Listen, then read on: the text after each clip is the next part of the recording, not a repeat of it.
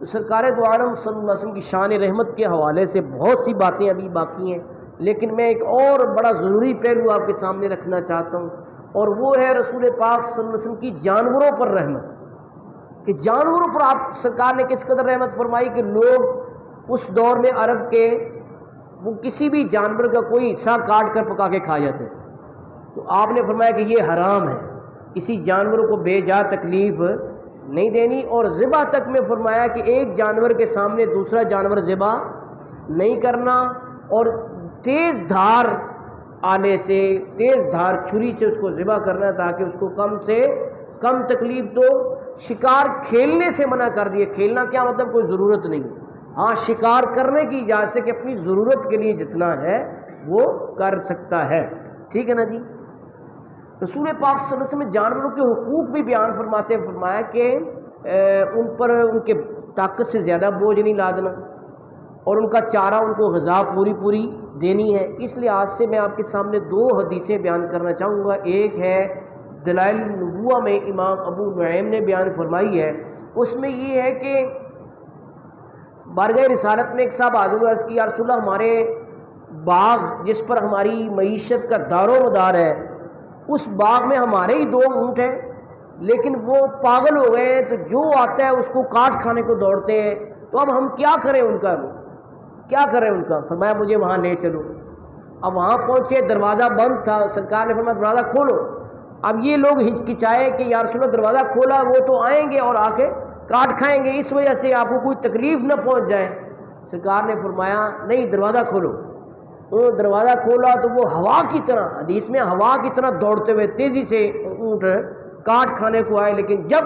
رسول اللہ صلی اللہ علیہ وسلم کو دیکھا، اب یہ دلائل النبوہ کا حوالہ ہے امام ابو نعیم کا، میں اپنی طرف سے نہیں بتا رہا، جب انہوں نے حضور کو دیکھا تو انہوں نے اپنے سر سجدے میں رکھ دیے۔ تو اس حوالے سے کہا گیا جن کے قدموں پہ سجدہ کریں جانور، منہ سے بولے شجر، دے گواہی حجر، وہ ہے محبوب رب مالک بحر و بر، صاحب رجعت شمس و شق القمر، نائب دست قدرت پہ لاکھوں سلام۔ یہ دیکھ کر کے جب انہوں نے دیکھا کہ اونٹ جو ہر بندے کو کاٹ کھانے کو دوڑتے ہیں وہ سرکار کو سجدہ کر رہے ہیں، تو صحابہ کرام نے عرض کیا یا رسول اللہ اگر اونٹ آپ کو سجدہ کر سکتے ہیں تو ہمیں بھی حکم فرمایا کہ ہم آپ کو سجدہ کریں۔ فرمایا نہیں، انسانوں کو اجازت نہیں ہے، وہ سوائے اللہ کے اور کسی کو سجدہ نہیں کر سکتے۔ ہاں اگر میں کسی کو سجدہ کرنے کا حکم دیتا تو میں عورت کو حکم دیتا کہ اپنے شوہر کو سجدہ کرے،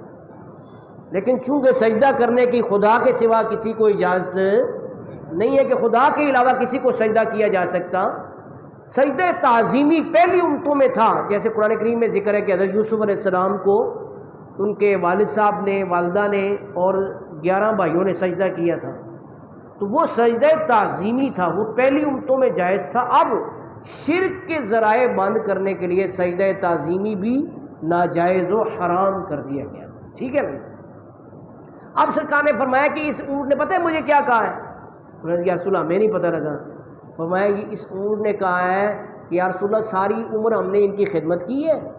تو یہ ہمیں چارہ بھی پورا نہیں دیتے، ہم بوڑھے ہو گئے ہیں، اور اب یہ ہمیں ذبح کرنے کا پروگرام رکھتے ہیں، تو اس وجہ سے ہم ان کو قریب نہیں آنے دیتے۔ تو فرمایا کہ ایسا کرو کہ یہ ذبح نہ کرو اور مجھے دے دو۔ تو انہوں نے کہا یا رسول اللہ نہیں، آپ کا حکم ہے تو ہم اسے ذبح نہیں کریں گے۔ تو انہوں نے ان کو چھوڑ دیا، وہ اونٹ ٹھیک ہو گئے۔ اب یہاں پر امام احمد رضا رحمۃ اللہ علیہ امن والعلا میں یہ حدیث لکھ کر فرماتے ہیں کہ جانور کو ذبح کرنا تو جو بھی حلال جانور اس کو کسی بھی وقت ذبح کر سکتے ہیں، منع نہیں ہے، لیکن یہ سرکار کا اختیار ہے کہ اونٹ جو حلال جانور ہے آپ نے اس کو ذبح کرنے سے اس لیے منع فرما دیا کہ انہوں نے میری بارگاہ میں شکایت کی ہے، تو اب ان کی شکایت میں ان کی داد رسی اس طرح سے کرتا ہوں کہ ان کو ذبح نہیں کرنا، حالانکہ مالک کے پاس اختیار ہے۔ لیکن آپ نے حکم تو نہیں دیا، لیکن ایک درس ضرور دیا کہ جس نے ساری عمر خدمت کی ہو نا تو اس کا بھی کوئی لحاظ کرنا چاہیے کہ اس نے ساری عمر ہماری خدمت کی ہے۔ تو اس سے ایک درس ضرور ملا ہے اس واقعے سے کہ اس کا احسان ماننا چاہیے جس نے ساری عمر خدمت کی ہو۔ رسول پاک صلی اللہ علیہ وسلم تشریف لے جا رہے تھے آپ کا لشکر۔ اب یہ ایک اور واقعہ ہے، تو ایک چڑیا آپ کے سر اقدس کے گرد چوں چوں چوں چوں کرتی ہے، اب چوں چوں کا انداز ڈیفرنٹ ہو تو اس سے تو عام بندہ بھی قیافے سے پتہ چلا سکتا ہے کہ اس کو کوئی تکلیف ہے، لیکن رسول اللہ صلی اللہ علیہ وسلم نے یہ نہیں فرمایا کہ پتہ کرو کہ اس کو کیا تکلیف پہنچی ہے۔ آپ نے فرمایا کہ میرے صحابہ اس کے بچے کس نے اٹھائے ہیں، اس کے بچے کس نے اٹھائے ہیں؟ معلوم ہوا رسول پاک صلی اللہ علیہ وسلم چرندوں پرند کی بولیاں بھی جانتے ہیں۔ فتاوی رضویہ میں اعلیٰ حضرت نے لکھا ہے کہ ان واقعات سے یہ ثابت ہوا کہ آپ انسان تو انسان ہے، جانوروں کی بولیاں بھی جانتے ہیں۔ تو ایک صحابی آدمی نے کہا رسول اللہ میں سواری پر سوار تھا تو درخت پر اس کا گھونسلہ مجھے ہاتھ میں کے قریب تھا، اس کے بچے اچھے لگے، میں نے اٹھا دیے۔ فرمایا اس نے شکایت کی ہے لہذا اس کے بچے واپس گھونسلے میں رکھ دو، تو انہوں نے واپس رکھ دی۔ اب میں یہ سوال کرنا چاہتا ہوں کہ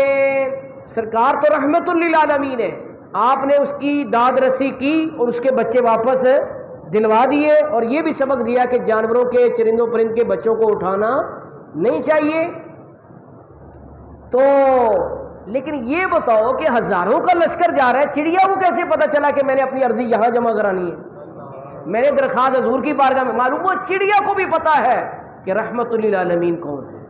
تو اس واقعے سے یہ درس ملا، خاص طور پہ جو نوجوان یا بچے بیٹھے ہوئے ہیں وہ بلا وجہ کوئی وجہ بھی نہیں ہے تو جانوروں کو تکلیف پہنچاتے ہیں، ان کی بد دعائیں لیتے ہیں۔ ایسا کرنا نہیں چاہیے، بلا وجہ کسی جانور کو تکلیف، کھیل کھیل میں کسی کتے کو مار رہے ہیں، کسی بلے کو ایسا نہیں کرنا چاہیے۔ سبکتگین محمود غزنوی کا والد بادشاہ کیسے بنا؟ غلام تھا، تو بادشاہ کا البتہ چہیتا غلام تھا، تو شکار کھیلنے گیا تو شکار تو کوئی نہ ملا، تو دیکھا کہ ہرنی ہے، اس کے 2 بچے، تو ہرنی بھاگ گئی، بچے اس کے قابو میں آ گئے، دونوں بچے اس نے بغل میں دبائے اور شہر کی جانب ایڑ لگائی گھوڑے کو۔ جب جنگل کی حدود ختم ہوئی اور شہر شروع ہونے لگا تو اس نے پیچھے مڑ کے دیکھا تو وہ ہرنی جو بھاگ گئی تھی بچوں کی محبت میں پھر پیچھے پیچھے آ گئی۔ اس نے جب دیکھا تو ماں کی ممتا یاد آئی کہ میں اس کے بچوں کو اس سے جدا کر رہا ہوں، تو بچے چھوڑ دیے۔ اس نے آسمان کی طرف منہ کیا اور کچھ کہا جو یہ نہ سمجھ سکا۔ رات کو سویا تو خواب میں نبی پاک صلی اللہ علیہ وسلم کا دیدار ہوا۔ تو میں سبکتگین جیسے تو نے ہرنی کے بچوں پر شفقت کی ہے، اس کے صلے میں اللہ تجھے غزنی کا بادشاہ بنائے گا۔ تو وہ وقت آیا کہ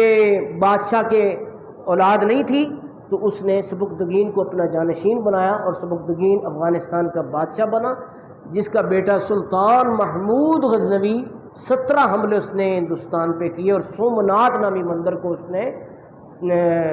کلا کما کیا، پاش کیا سومناتھ مندر کو۔ تو اللہ تعالیٰ سے میں یہ دعا کرتا ہوں کہ حضور صلی اللہ علیہ وسلم کی شان رحمت کا صدقہ ہمیں بھی رحمت والا سلوک کرنے کی توفیق عنایت فرمائے۔